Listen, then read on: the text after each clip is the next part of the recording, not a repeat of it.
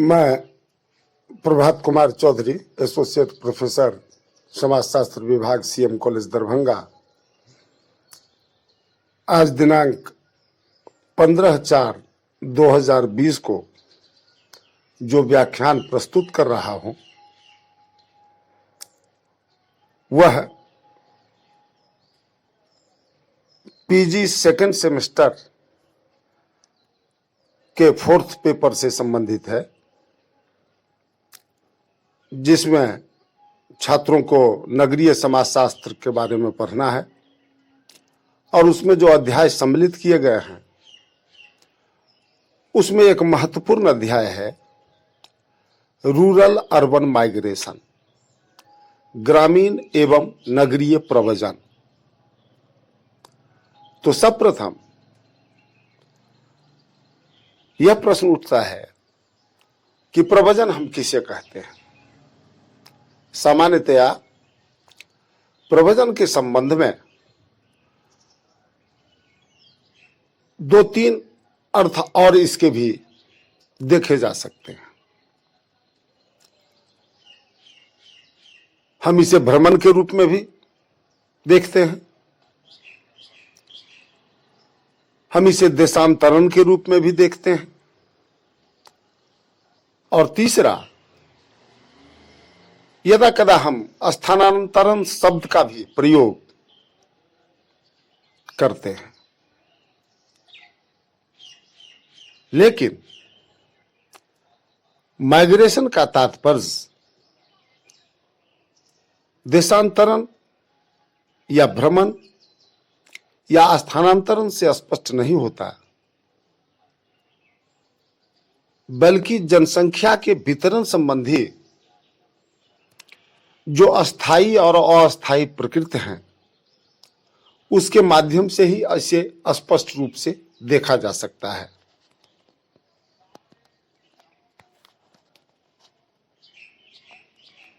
कहने का तात्पर्य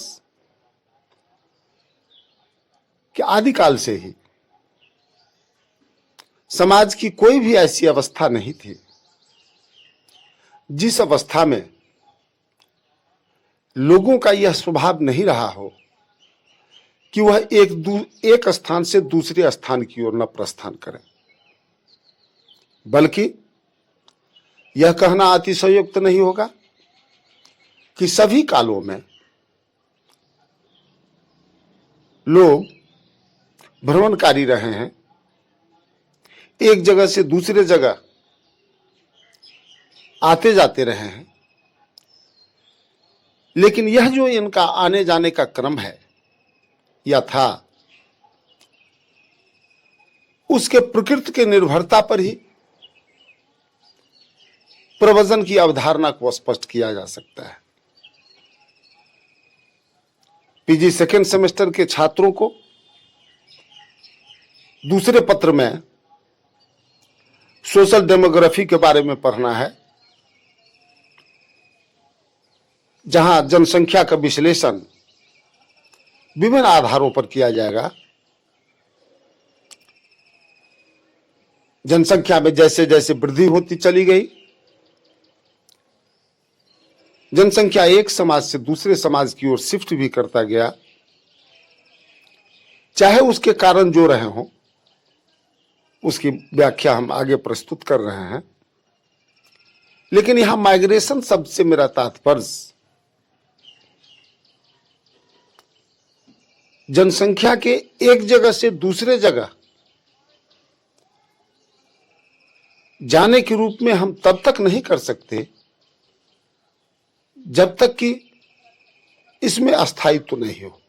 अर्थात डीजे बॉग ने कहा कि the term migration is reserve for those changes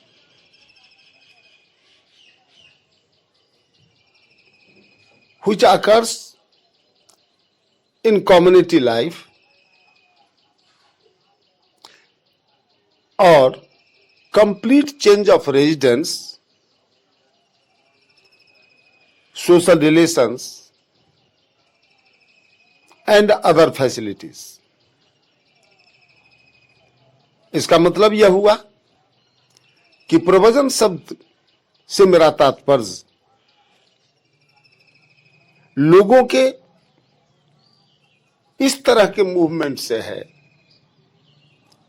जिसमें व्यक्ति एक स्थान को छोड़कर दूसरे स्थान पर चला जाता है। जिस स्थान को वह छोड़कर जाता है वहां जनसंख्या के घनत्व में कमी आती है और जिस स्थान पर जाकर वह बस जाता है तो वहां जनसंख्या में वृद्धि होती है। इसी प्रव्रजन को हम एक यूनिवर्सल प्रोसेस के रूप में भी देख लेते हैं। यह सामाजिक जीवन में एक परिवर्तन की प्रक्रिया के रूप में भी है। कभी कभी यह प्रश्न पूछा जाता है कि migration as a factor of social change, अर्थात सामाजिक परिवर्तन के प्रक्रिया के रूप में अथवा कारक के रूप में प्रव्रजन डेमोग्राफर्स के लिए अध्ययन का एक महत्वपूर्ण केंद्र बिंदु है और इन आधारों पर लोगों का मूवमेंट अकारण ही नहीं होता है। इस मूवमेंट को हम दो रूपों में स्पष्ट कर सकते हैं। एक तो जो हमारा मूवमेंट लोकल मूवमेंट है और दूसरा जो परमानेंट मूवमेंट। लोकल मूवमेंट से मेरा तात्पर्य है कि विभिन्न कार्यों से जुड़े हुए लोग जो प्रातःकालीन एक शहर को छोड़कर दूसरे शहर की ओर जाते हैं लेकिन उसी दिन शाम को फिर घर वापस आ जाते हैं।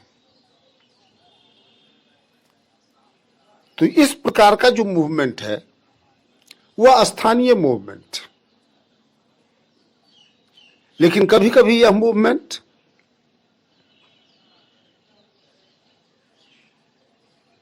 परमानेंट नेचर का भी होता है, जहां हम एक स्थान को छोड़कर अपने परिवार के साथ, अपने समूह के साथ या अपने समुदाय के लोगों के साथ किसी कारणवश हम दूसरे शहर में जाकर के बस जाते हैं, तो निश्चित तौर पर यह समाजशास्त्रीय विश्लेषण का केंद्र बिंदु इसलिए बन जाता है क्योंकि जिस स्थान को हम छोड़कर आगे बढ़ रहे हैं उस स्थान से मेरा संबंध, उस स्थान से हमारी नातेदारी का स्वरूप बदल जाता है और जिस नए स्थान पर जाकर हम बसते हैं वहां के लोगों के बीच फिर हमारा संबंध नए ढंग से स्थापित होने लगता है, जिसका दोनों समाज पर प्रभाव पड़ता है। जिस स्थान को हम छोड़कर चले हैं वहां जनसंख्या के घनत्व में कमी आती है और जिस स्थान पर जाकर के हम बस जाते हैं वहां जनसंख्या के घनत्व में वृद्धि होने लगती है। नगरीय समाजशास्त्रियों के लिए ऐसे प्रमुख समाजशास्त्री जिन्होंने नगर के अध्ययन को ही अपना प्रमुख केंद्र बिंदु माना है, उनके लिए यह विषय अत्यधिक महत्वपूर्ण है। साथ ही साथ सोशल डेमोग्राफर्स जो जनसंख्या के विश्लेषण और वितरण से संबंधित अध्ययन को अपना केंद्र बिंदु मानते हैं, तो हम यह कह सकते हैं कि वो अधिक सुचारू रूप से जनसंख्या के वितरण की व्याख्या कर सकते हैं, लेकिन समाजशास्त्रियों का यह मानना है कि चूंकि जनसंख्या एक जगह से दूसरे जगह स्थानांतरित होकर के जा रही है, छोड़े गए स्थान से संबंध में बिखराव आ रहा है और नए स्थान पर संबंध का निर्माण हो रहा है, तो इन संबंधों में जो होने वाले परिवर्तन है, यह समाजशास्त्रियों के लिए अध्ययन का केंद्र बिंदु है। हम यह कह सकते हैं कि मानव जीवन के परिवर्तन की यह एक सार्वभौमिक प्रक्रिया है। यद्यपि औद्योगिकरण एवं नगरीकरण की प्रक्रिया ने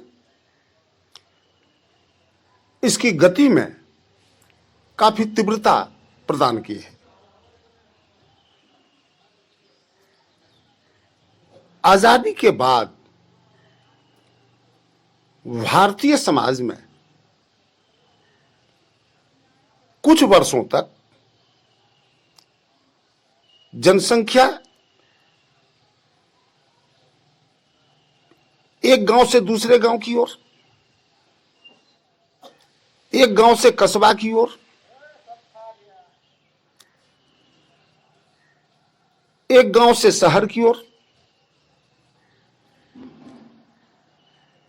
एक शहर से महानगर की ओर, ये सारी प्रक्रियाएं देश के अंतर्गत हो रही हैं। तो हम यह कहते हैं कि यह इंटरनल माइग्रेशन है, यह आंतरिक वितरण है। लेकिन जो दूसरा इसका स्वरूप है वह इंटरनेशनल है। हम चाहे जिस किसी भी कारण से भारत अथवा भारतीय समाज को छोड़कर विश्व के किसी भी देश में अपने उद्देश्यों की प्राप्ति के लिए जाते हैं और पुनः हम वहां की नागरिकता प्राप्त कर वहां बस जाते हैं, तो यहां भारतीय समाज से उनका नाता बिखरता है, टूटता है, और जिस स्थान पर जाकर के वो बसे हैं उस देश की मान्यता, उस देश की संस्कृति, उस देश के सांस्कृतिक मूल्य, सामाजिक सरोकार, इन सारे तथ्यों से उनका एडेप्टेशन की प्रक्रिया चलने लगती है। तो कभी कभी हम यह भी कहते हैं कि माइग्रेशन में ये दो बातें अंतर्निहित हैं, एक एकोमोडेशन का और दूसरा एडेप्टेशन का, या हम ऐसा भी कहें कल्चरली, सांस्कृतिक दृष्टिकोण से एकोमोडेशन की भी प्रक्रिया चली, एसिमिलेशन की भी प्रक्रिया चली और एडेप्टेशन की भी प्रक्रिया चली।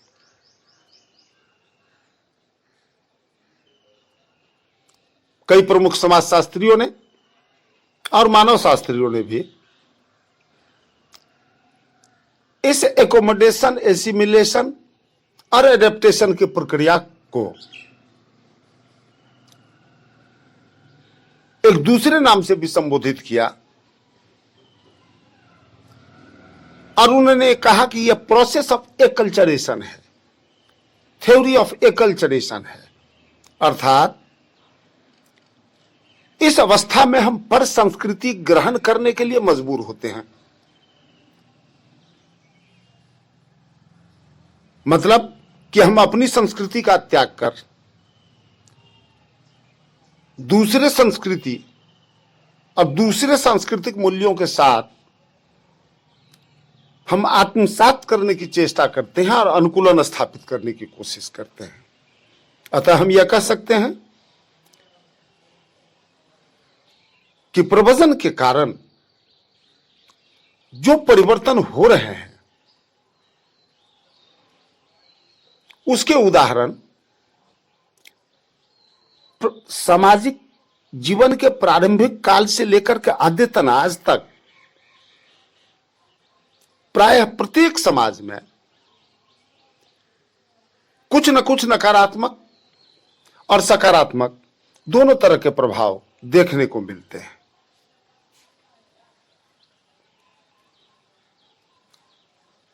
डेविड हीर ने प्रवचन को परिभाषित करते हुए बताया कि वस्तुतः प्रवचन परिवर्तन की एक ऐसी प्रक्रिया है कि इस प्रक्रिया में व्यक्ति या समूह अपने स्वाभाविक स्थान को छोड़कर अन्य स्थानों पर निवास करने चला जाता है।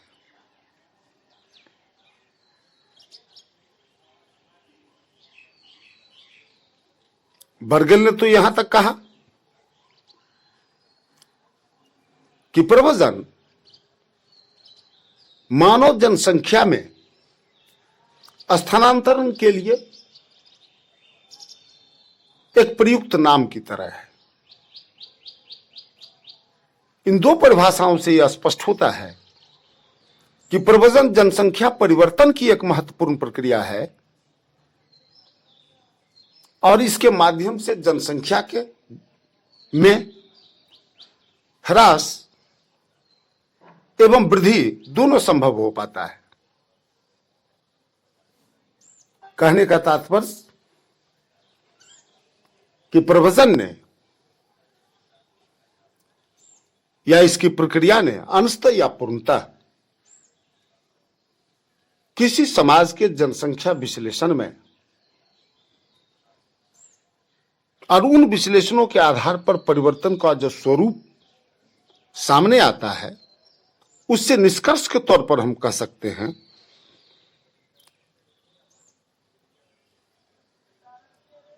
कि इसके कई प्रमुख कारण हो सकते हैं।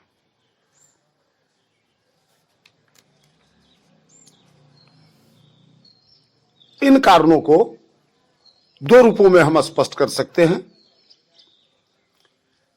एक है पुश फैक्टर और एक है पुल फैक्टर। पुश फैक्टर का मतलब जो काम हम दबाव में करते हैं, किसी न किसी दबाव के कारण, प्रेशर के कारण, और दूसरा पुल फैक्टर जो प्रेरित होने के कारण अथवा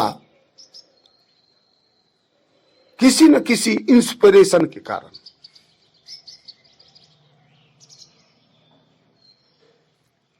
यह आगे विश्लेषण हम करेंगे,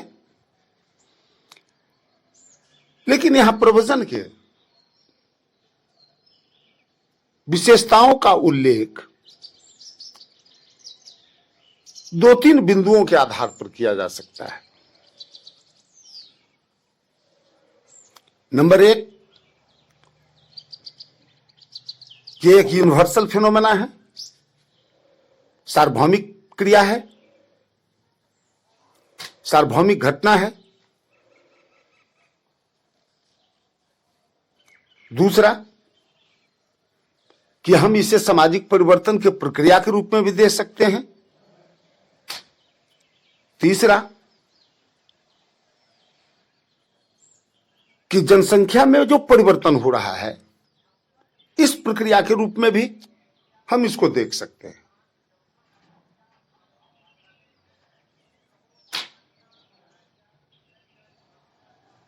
और चौथा जो अत्यंत ही महत्वपूर्ण है कि एक व्यक्ति का नवीन सांस्कृतिक परिवेश में जाकर के उससे अनुकूलन स्थापित करना है। कहने का तात्पर्य कि नवीन सामाजिक सांस्कृतिक परिवेश में जाकर सामंजस्य स्थापित करना, अनुकूलन स्थापित करना और उन नवीन संस्कृतियों को अपने में आत्मसात कर लेना। मैं समझता हूं कि समाजशास्त्रियों के विश्लेषण का सबसे अत्यधिक महत्वपूर्ण पक्ष यही है, जो यह सोशियो कल्चरल चेंज हुआ, इसका छोड़े गए स्थान पर क्या इंपैक्ट पड़ा और नए स्थान पर इसका क्या इंपैक्ट पड़ेगा।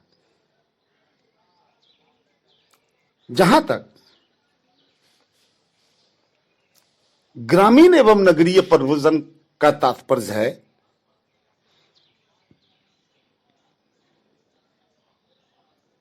तो यह ग्रामीण और नगरीय परिवर्तन वस्तुतः rural urban migration in fact internal migration का उदाहरण है।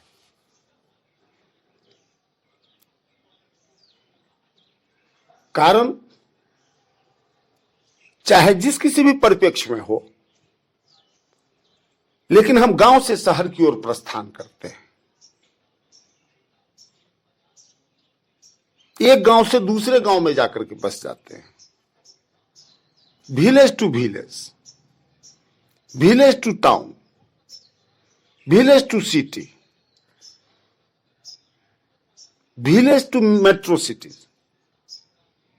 ये सारी प्रक्रियाएं अपने ही देश के अंतर्गत एक जगह से दूसरे जगह के भ्रमण को स्पष्ट करता है।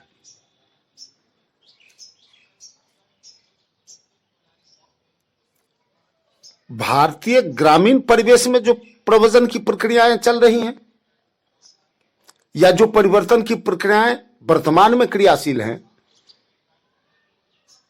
उनमें ग्रामीण नगरीय प्रव्रजन का यह आंतरिक कारण ही, आंतरिक प्रव्रजन ही अत्यधिक महत्वपूर्ण है।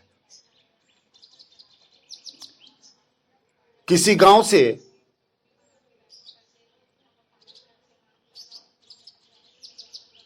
एक सामूहिक शक्ति के रूप में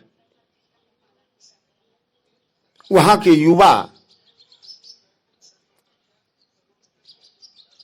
अपने रोजगार के अवसर की तलाश में गांव से शहर की ओर आते हैं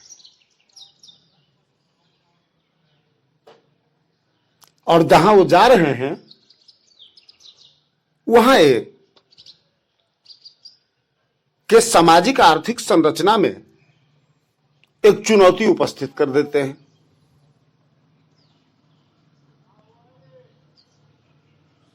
वर्तमान में इस महामारी कोरोना वायरस संकट की स्थिति में जब जनसंख्या की अधिकांश संख्या शहर से गांव की ओर पलायन के लिए प्रेरित हुआ है,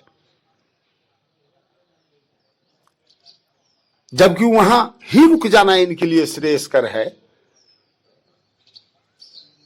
लेकिन इसके बावजूद भी वापस आ जाना चाहते हैं, इसलिए चूंकि वर्तमान में वहां रोजगार के अवसर प्राप्त नहीं है।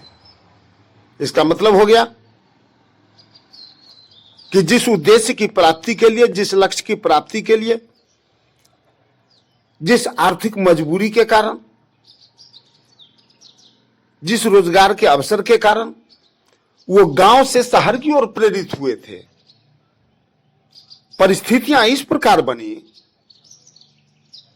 कि रोजगार के अवसर समाप्त होते ही वह पुनः उस स्थान पर वापस आने के लिए प्रेरित हो रहे हैं। यह एक वर्तमान में एक सबसे अच्छा उदाहरण इसलिए माना जा सकता है कि रोजमर्रा और दैनिक मजदूरी करने वाले लोग जो एक जगह से दूसरे जगह भ्रमण करते हैं, उस भ्रमण करने के उपरांत अगर उनके अपनी आवश्यकताओं की पूर्ति नहीं हो पाती है तो स्वाभाविक है कि वो वापस लौटना चाहती है। यह इंटरनल पॉपुलेशन मूवमेंट का प्रश्न है।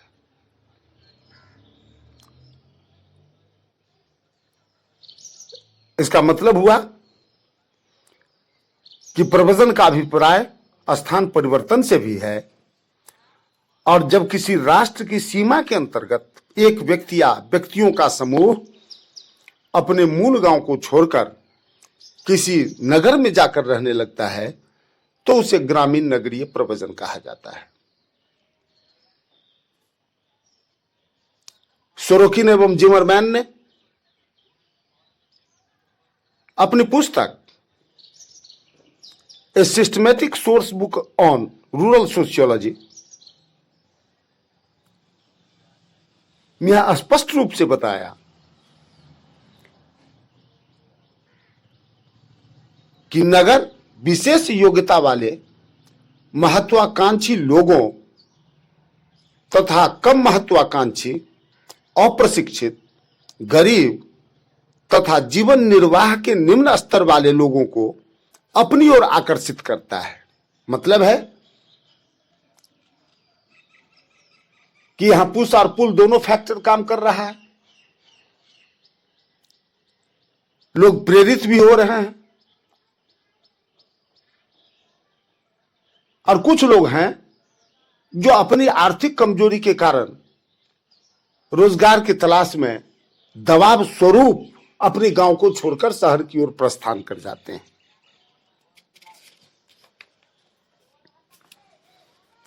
अतः ग्रामीण नगरीय प्रव्रजन की जब भी व्याख्या होती है तो विभिन्न समाज वैज्ञानिकों ने, जनसंख्या के विश्लेषकों ने, प्रमुख समाजशास्त्रियों ने इन दोनों पुश फैक्टर और पुल फैक्टर को अत्यधिक महत्वपूर्ण माना है। यह बात अलग है कि गांव छोड़ने के लिए जो बाध्य होते हैं उनके जाने से उस गांव पर क्या प्रभाव पड़ा, जनसंख्या का दबाव बढ़ा या घटा, परिवार के स्वरूप में विघटन हुआ, रोजगार के अभाव हुए, ये सारे कारण बन जाते हैं। लेकिन जब सामने आकर्षण है, अट्रैक्शन है, अवसर है, अपॉर्चुनिटी है, फैसिलिटीज है, बिजली है, सड़क है, मनोरंजन के साधन हैं, तो स्वाभाविक है कि हम गांव छोड़कर शहर की ओर प्रस्थान करते हैं। प्रायः सभी शहरों की स्थिति वर्तमान में भी यही है। हम समाजशास्त्र के छात्र होते हैं, समाजशास्त्र के छात्र होने के नाते समाज ही हमारे अध्ययन का विषय वस्तु है, और जिस समाज के हम सदस्य होते हैं उस समाज में किस तरह से परिवर्तन हो रहे हैं इसका विश्लेषण करना भी समाजशास्त्र के छात्र होने के नाते मेरा दायित्व बनता है। तो प्रेजेंट सोसाइटी के सामने जो चुनौती है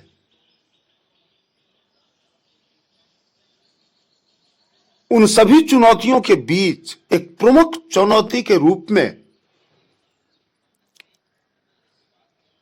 यह भी है कि वह अपनी प्रतिभा को भी अपने तक उपयोग में नहीं ला पाता है, और उसकी भी प्रतिभा इस इंटरनल माइग्रेशन के कारण गांव से शहर की ओर प्रेरित होकर बढ़ जाती है। यह कथा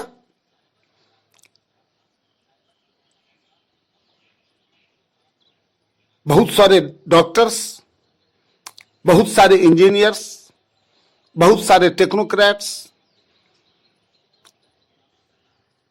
भारतीय समाज को भी छोड़कर विश्व के दूसरे शहरों में जाकर रोजगार की तलाश में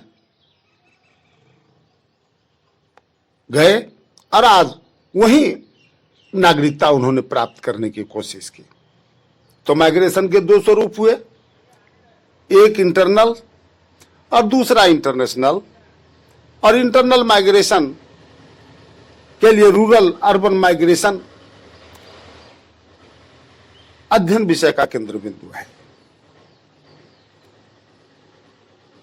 जिन कारणों की व्याख्या हम रूरल अर्बन माइग्रेशन के लिए करना चाहते हैं, जैसा कि पहले भी मैंने बताया कि एक पुश फैक्टर है और एक पुल फैक्टर है। अब यहां पुश फैक्टर के रूप में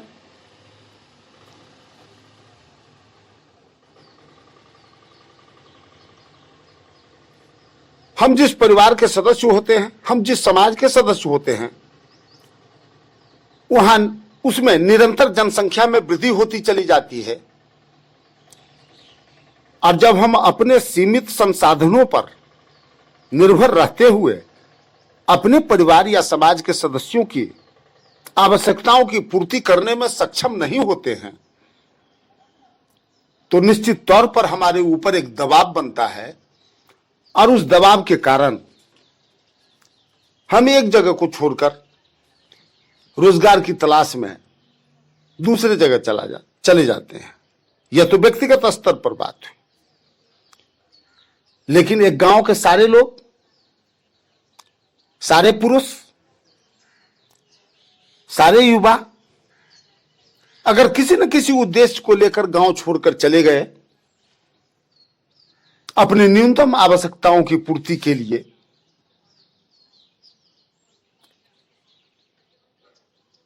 तो यह दबाव संबंधी कारकों की व्याख्या योग्य है।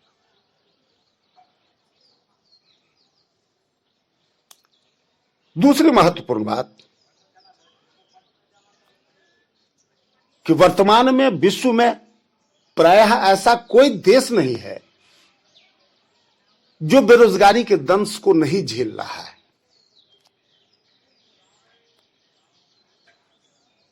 इस बेरोजगारी की समस्या ने गांव से लेकर के शहर तक, शहर से लेकर महानगर तक, एक देश नहीं दूसरे देशों में भी एक गंभीर समस्या बनकर खड़ी है। और प्रायः प्रत्येक सरकार इन समस्याओं से जूझने के लिए, इन समस्याओं के समाधान के लिए कई प्रकार की नीतियों का निर्धारण करती है, लेकिन जिस बेतहाशा गति से जनसंख्या में वृद्धि होती चली जाती है, तो जहां एक और इन समस्याओं के समाधान के लिए भी उपाय खोजे जाते हैं, तो फिर आने वाली जनसंख्या पुनः उस स्थान पर आकर बैठ जाती है। हम यह कह सकते हैं कि बेरोजगारी के दबाव में आकर लोग रोजगार के अवसर की तलाश में एक जगह से दूसरे जगह भ्रमण करते हैं। भारत में, खास करके बिहार में भी खासकर मिथिलांचल में कई ऐसे गांव हैं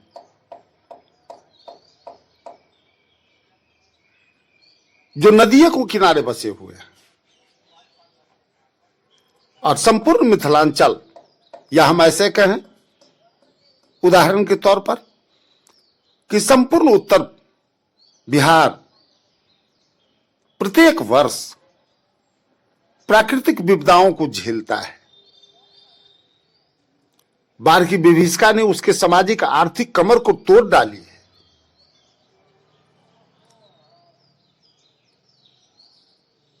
उनके गांव के गांव नदियों में कटकर समाते चले जा रहे हैं। उनके हर परिश्रम को प्रत्येक वर्ष वर्षा ऋतु के आते ही के प्रारंभ से लेकर के बाढ़ की विभीषिका तक इन समस्याओं के समाधान का कोई उपाय नहीं मिलता है। यद्यपि सरकार के द्वारा जो भी प्रयास किए जाते हैं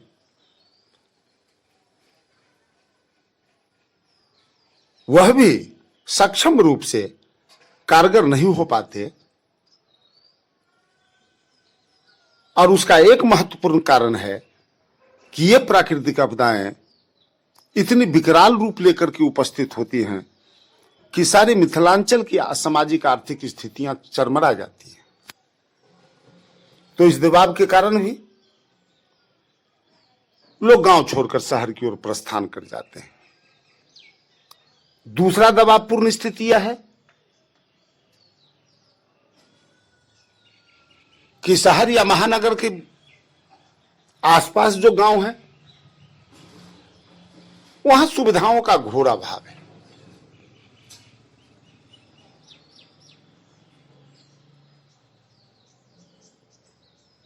हर तरह से स्कार्सिटी है, उनको सामान्य फैसिलिटीज भी नहीं मिल पाते। यद्यप वर्तमान में चाहे वह राज्य सरकार हो या केंद्र सरकार हो,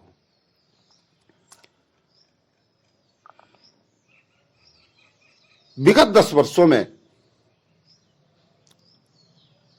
काफी अधिक प्लान्ड वे में नियोजित तरीके से हर गांव में बिजली पहुंचाने की कोशिश की। सड़क निर्माण का कार्य तेज हुआ।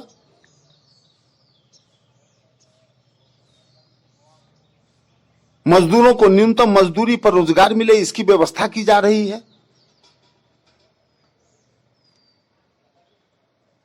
गांव के हर घर में शौचालय की व्यवस्था की जा रही है। तो जब सारे ये सुविधाएं आज जिसकी व्यवस्था की जा रही हैं, इसका मतलब है कि पूर्व से जो पलायन होता रहा वह इन सुविधाओं से वंचित था और इसी कारण से वह अपने न्यूनतम आवश्यकताओं की पूर्ति के लिए शहर की ओर प्रस्थान कर गए। दूसरा इंपॉर्टेंट फैक्टर है पुल फैक्टर।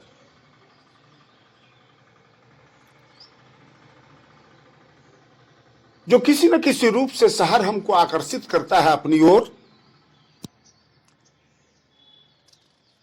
उसमें सबसे इंपॉर्टेंट है कि महानगर में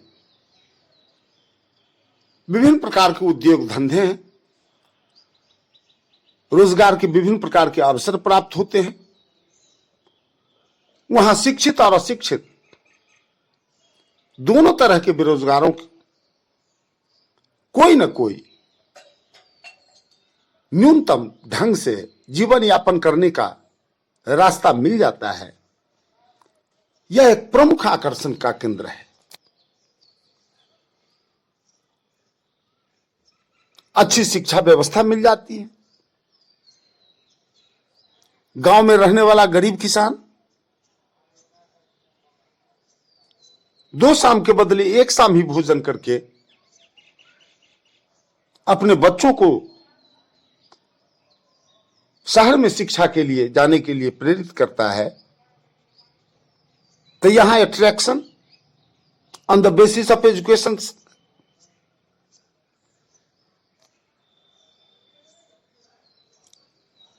तीसरा कि ग्रामीण जीवन व्यतीत करने वाले लोगों के बीच नगर एक आकर्षण का केंद्र है। City as a attraction centre, आकर्षण केंद्र बना हुआ है। वह उस आकर्षण केंद्र का प्रमुख कारण है कि लोग विशिष्ट जीवन शैली को देख करके आकर्षित होते हैं। शहर सभ्यता के जनक और संवाहक भी माने जाते हैं। हम लोग कहते भी हैं समाजशास्त्र में और समाजशास्त्रीय विश्लेषण में यह सबसे ज्यादा महत्वपूर्ण है कि civilisation is the vehicle of culture.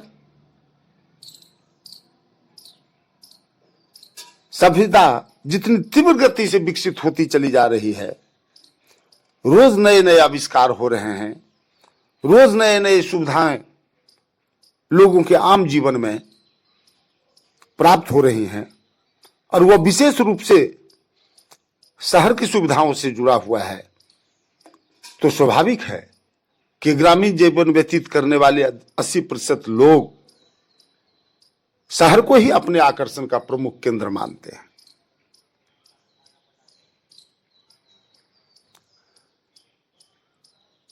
जीवन यापन का एक उच्च स्तर भी है,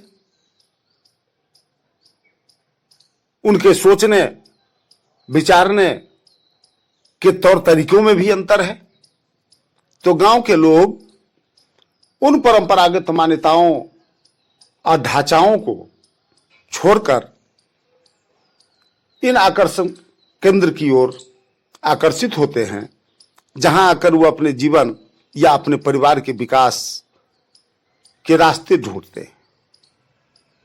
तो ग्रामीण एवं नगरीय प्रबंधन के दो महत्वपूर्ण कारक हुए, एक तो पुश फैक्टर हुआ, दूसरा पुल फैक्टर हुआ। और किन किन बातों से दबाव बना उसकी भी मैंने व्याख्या की, और किन कारणों से वो आकर्षित हुए मैंने उसकी भी व्याख्या की। अब प्रश्न ये उठता है कि इसके परिणाम स्वरूप इस देश को, इस समाज को, उस परिवार को, उस व्यक्ति को क्या मिला। हम इसलिए व्यक्ति, परिवार, समाज और देश की बात करते हैं चूंकि अगर ऊपर के क्रम से चलते हैं तो कहते हैं कि एक राष्ट्र की सबसे छोटी इकाई परिवार है, और परिवार की सबसे छोटी इकाई हम हैं। तो एक व्यक्ति अगर सुशिक्षित होगा, एक व्यक्ति का स्वास्थ्य का स्तर अगर सही होगा, एक व्यक्ति को जीवन में सारी फैसिलिटीज अगर उपलब्ध होंगे, तो उस व्यक्ति में एक सही व्यक्तित्व के निर्माण के अवसर भी प्राप्त होंगे। सभ्यता और संस्कृति दोनों में तालमेल भी मिलेगा। परंपरागत मान्यताओं और नवीन परंपराओं के बीच एक सामंजस्य की स्थिति भी बनेगी। तो इन कारणों से जो परिणाम सामने आते हैं उसके इफेक्ट्स गांव और नगर दोनों पर पड़ता है। हम कहते हैं कि इस पॉपुलेशन के मूवमेंट ने, पॉपुलेशन का जो ग्रोथ है उसका विश्लेषण अलग है, लेकिन उस पॉपुलेशन ग्रोथ के कारण जो गांव, शहर या समाज या देश दंश झेल रहा है, वह माइग्रेशन के कारण भी है। इसीलिए हम कहते हैं कि माइग्रेशन एक महत्वपूर्ण कारक है सामाजिक परिवर्तन के लिए। इस माइग्रेशन ने पारिवारिक संरचनाओं को भी प्रभावित किया है।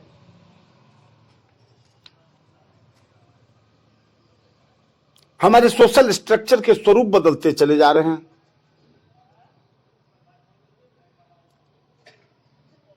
अब पारिवारिक संरचनाओं में परिवर्तन का सबसे पहला आधार उसका ढांचा है। हम कहते हैं कि भारत में 80% लोग गांव में निवास करते हैं, जहां अधिकांश लोग संयुक्त परिवार में रहते हैं। तो एंडरसन एंड पार्कर ने कहा कि we call that household a joint family which has greater generation depth, that is 2 or 3 more than the nuclear family.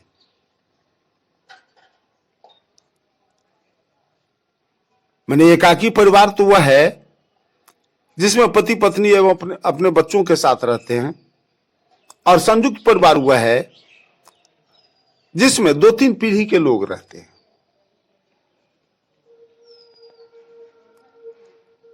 अब कहने के लिए तो संयुक्त परिवार है, लेकिन संयुक्त परिवार की तब तक समुचित व्याख्या नहीं होगी जब तक कि उनका प्रॉपर्टी कॉमन नहीं होगा, जब तक कि उनके सामान्य चूल्हे नहीं होंगे, जब तक वो सामान्य देवी देवता पर विश्वास नहीं करेंगे, जब तक वह एक छत के नीचे निवास नहीं करेंगे,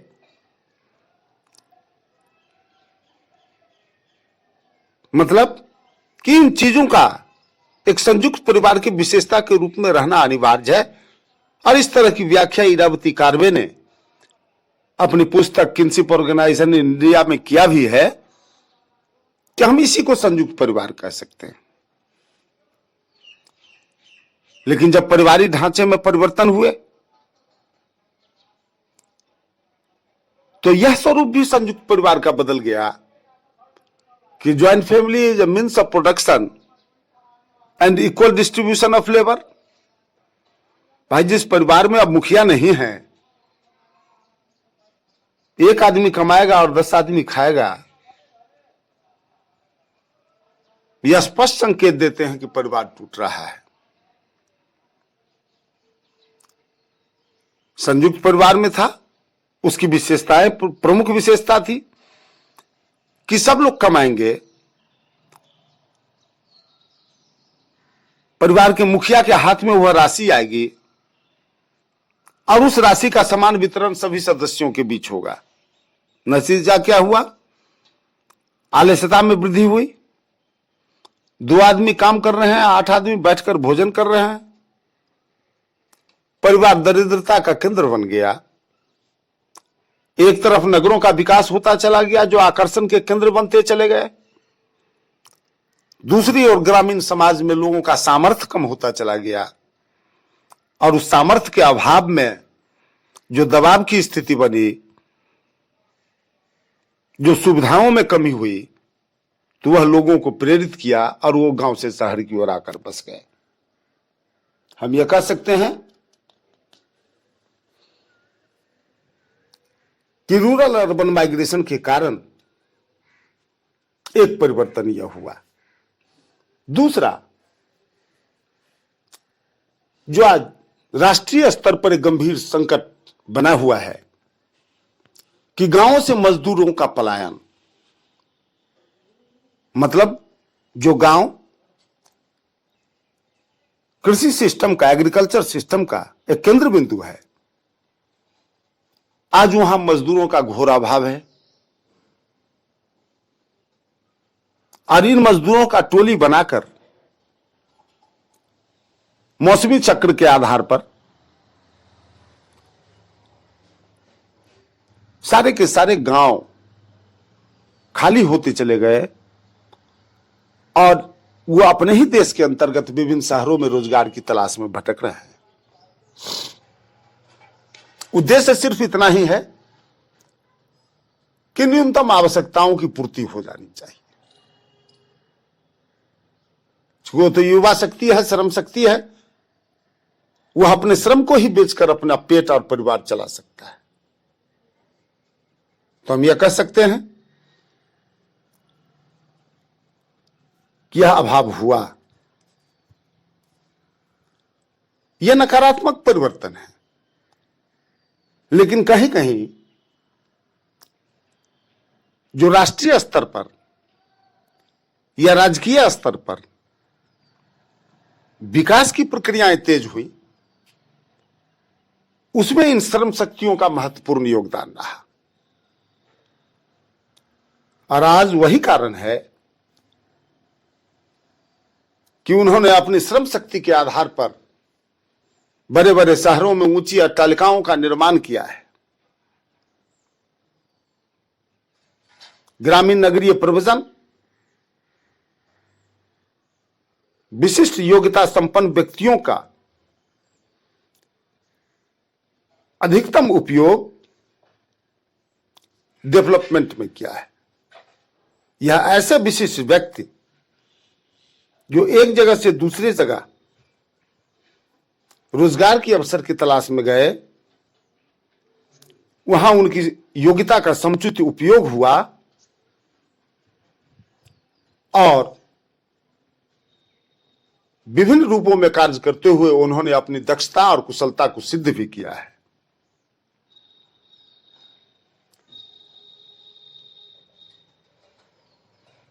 ग्रामीण एवं नगरीय संस्थाओं में जो परिवर्तन के लक्षण देखे जा रहे हैं, वह ईश्वर संकेत करता है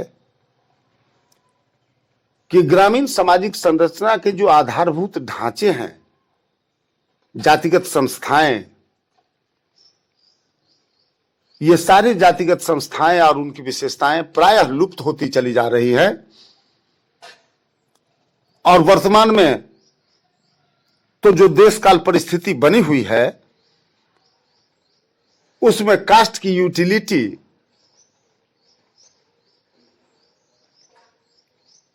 सिर्फ एक पॉलिटिकल फैक्शन, राजनीतिक गुटबंदी के रूप में हो रही है।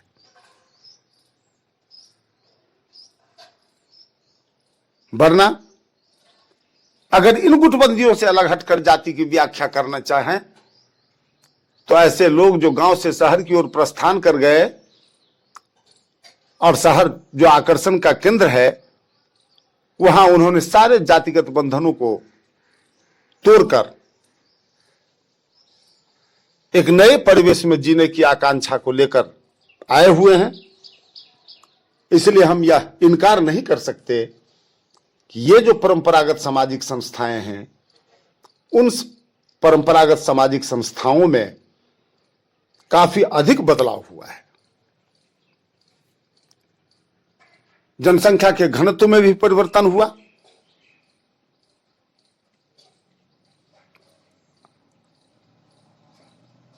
वर्तमान विश्वव्यापी संकट के समय जब महानगरों का उल्लेख दूरदर्शन और समाचार पत्रों के माध्यम से हम और आप तक पहुंच रहा है, तो एक समाजशास्त्री होने के नाते और समाजशास्त्र के छात्र होने के नाते हम यह कह सकते हैं कि जनसंख्या का विकराल रूप महानगरीय जीवन व्यतीत कर रहा है।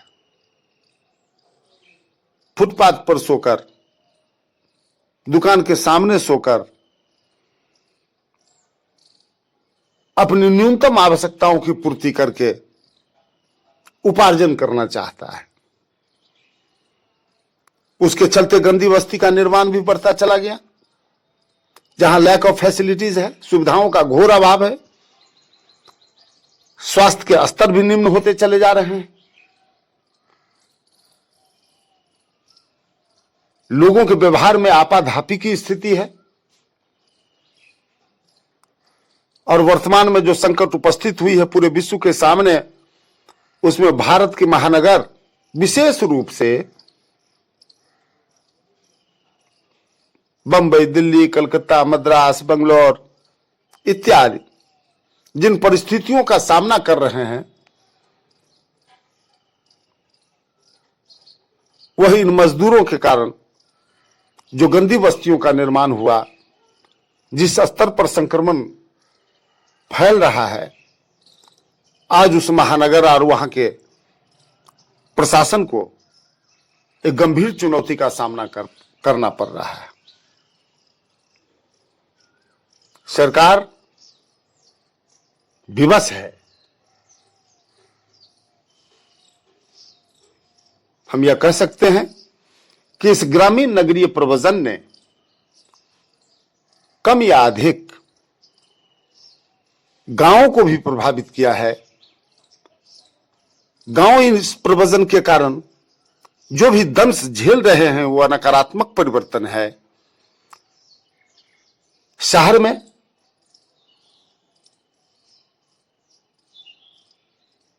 जो समस्याएं उत्पन्न हो रही हैं वह भी नकारात्मक है, लेकिन उसके बावजूद भी चूंकि यह श्रम शक्ति या योग्यता या कार्यकुशलता के आधार पर जिन लोगों ने नगरों का विकास किया है, महानगरों का विकास किया है, तो हम यह कह सकते हैं कि विकास की प्रक्रिया में उसके मुख्य धारा से जुड़कर इन्होंने संपूर्ण राष्ट्र को विकास में योगदान दिया है। अतः निष्कर्ष के तौर पर हम यह कह सकते हैं कि यह ग्रामीण एवं नगरीय प्रव्रजन जिस किसी भी कारणों से हो रहा है, ये जनसंख्या के घनत्व में कमी और अधिकता को दर्शाते हुए, आकांक्षा एवं कार्यकुशलता को सामने रखते हुए, सामाजिक संस्थाओं पर चोट पहुंचाते हुए, जो एक ओर हम विकास की ओर भी अग्रसर हो रहे हैं, तो दूसरी ओर इस जनसंख्या वृद्धि के कारण जो निरंतर लगातार जनसंख्या में वृद्धि हो रही है और इसका जो एक स्थान से दूसरे स्थान का जो मूवमेंट हो रहा है, इससे इस समाज में विनाश की भी प्रक्रिया साथ साथ चल रही है। धन्यवाद।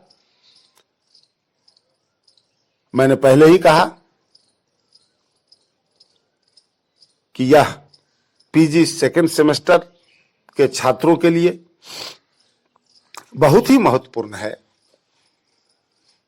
आगामी 2020 की परीक्षा में इस प्रश्न के आने की भी संभावना है। साथ ही साथ पीजी फोर्थ सेमेस्टर के ऐसे विद्यार्थी जो समाजशास्त्र में हैं, उनमें जो प्रोजेक्ट वर्क है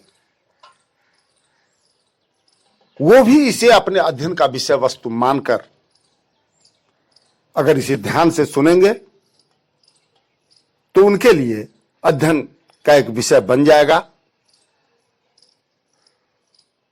और इस प्रव्रजन के बारे में ग्रामीण क्षेत्रों में या नगरीय क्षेत्रों में एक समाजशास्त्रीय अध्ययन कर अगर विश्लेषण करना चाहें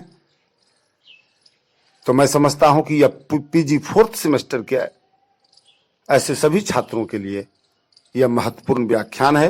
वो इसको ध्यानपूर्वक सुने और उसके आधार पर अपने शोध अध्ययन विषय के लिए एक समस्या के रूप में इसका चयन करें और फिर मार्गदर्शन के लिए हम लोग हैं। जहां कहीं भी कोई कठिनाई होगी हम सदैव तत्पर हैं।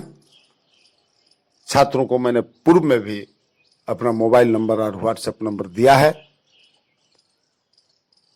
उस पर वह संपर्क करके अपनी समस्याओं का समाधान कर सकते हैं। मैं साधुवाद अपने प्रधानाचार्य महोदय को भी देना चाहता हूं, जिन्होंने इस कठिन परिस्थिति में अपने महाविद्यालय के छात्रों के लिए काफी तत्परता के साथ और तन्मयता के साथ ऑनलाइन लेक्चर्स, स्टडी मटेरियल्स इत्यादि उपलब्ध कराते चले जा रहे हैं। तो मैं समझता हूं